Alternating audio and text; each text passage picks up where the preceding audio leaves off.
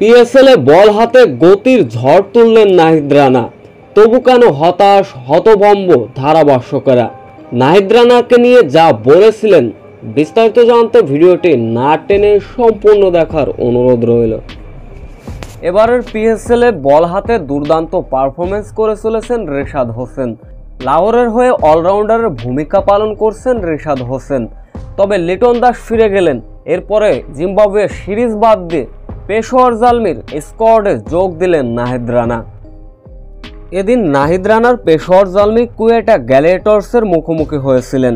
আলজেরা Joseph উডরা যখন বেধম মার খাচ্ছিলেন, তাদের পেসারদের উপর ভরসা যখন রেখেছিলেন বাবর আজম, বল হাতে এই দুই বিদেশি পেসার বেধম মার খেলেন।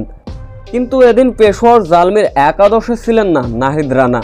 কিন্তু ঠিক তার আগ মুহূর্তেই নেটেই বল হাতে অগ্নিঝরা বোলিং করলেন নাহিদ রানা। ধারাভাষ্যকেরা যখন ম্যাচের একাদশ সাজানো দেখলেন তখন রীতিমতো হতভম্ব হয়ে গেলেন।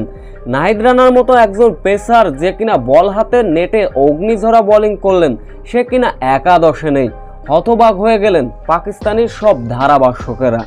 যেখানে উড এবং আলজেরা জোসেফরা বেধম মার খেলেন, প্রশ্ন ছুড়ে দিলেন বাবর আজমের দিকে, কেন তরুণ তুর্কি নাহিদ রানাকে একাদশে রাখলেন না?